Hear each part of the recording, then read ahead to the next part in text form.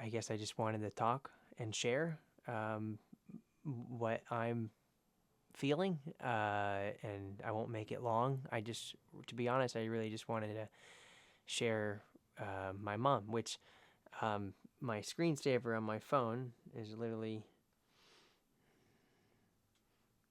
and I have a better photo.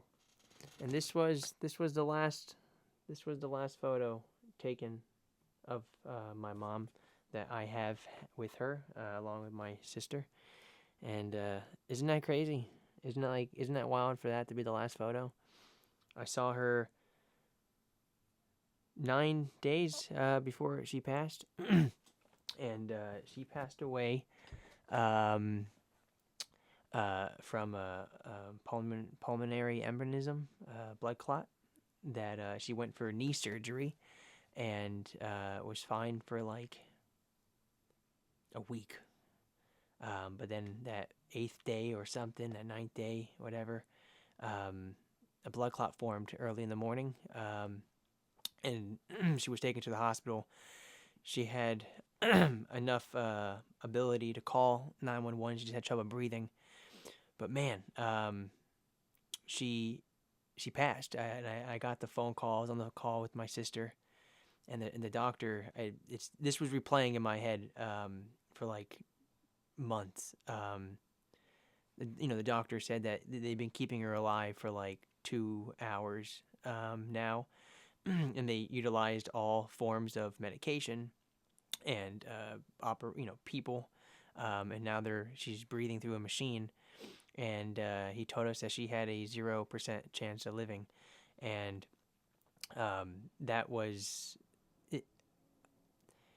I I don't personally right now feel like going into every single little tiny thing. But what I want to do is I want to show you my mom. So I have some pictures here. This is this is uh, this is me and my mom and my sister and my mom. Here, this is a better one. Oh, that's me and my mom again. And this one's a good one. Yeah, see, that one's a good one. Um, she was 65. And then I haven't read this in a while, and I know I'm gonna cry when I put this up. This after we went to the place where she was gonna get cremated.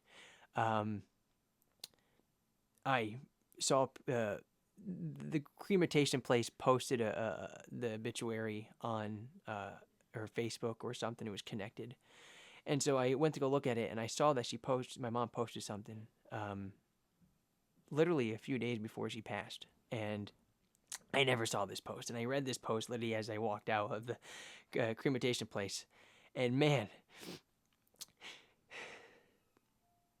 it was tough. And I'm gonna read it because I think I want to read it again, and I would love for people to see what my mom was doing. So she says, getting stronger every day.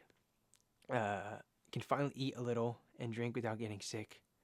It's been 5 days of hell on earth, going to try and hold off on my other knee for as long as possible. I have always bounced back from surgery relatively quickly. This time is not so much. This has got to be the most painful recovery that I have had ever endure. I know my pain threshold is pretty low, but I think this pain would take anyone down no matter how strong and how high their pain threshold is. I've been through quite a lot over the last few years, and I've always come away stronger and wiser. That's really all we can hope for. What doesn't completely take us down will help us grow, learn, and hopefully help us become the best version of ourselves. Life hasn't always been easy, and each of us carries with us our own story as we try to navigate through life.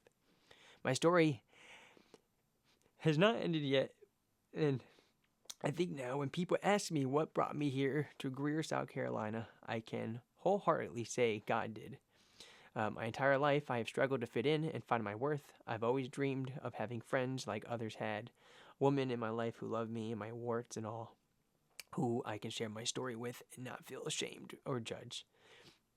I have shared more of my life with a few very special people here, and for the first time in my life, I have finally ready to peel back those thick layers of protection I have proudly worn throughout my life and be okay with being perfectly imperfect. And I'm holding in my composure. Um, and I read that, and I'm gonna keep it up. I loved my mom, and the it pops up in waves, and I wanted to share that because that was the last thing that she wrote, um, and I have not looked at that since that day, and it's been very hard um, to do so. But I something happened yesterday where I realized I want people to hear uh, her. I want people to hear about my mom. Um, I don't really speak so much about my personal family at times, and now I'm putting myself out there a lot more. Um, I know my mom wanted to do the same for herself. She always had stories, and she always wanted to perform, and I just felt like it was important to share my what I'm going through a little bit. And to be honest, I am going through complete confusion at times. It feels like some days I'm having extreme lows, and but now I'm having also extreme highs.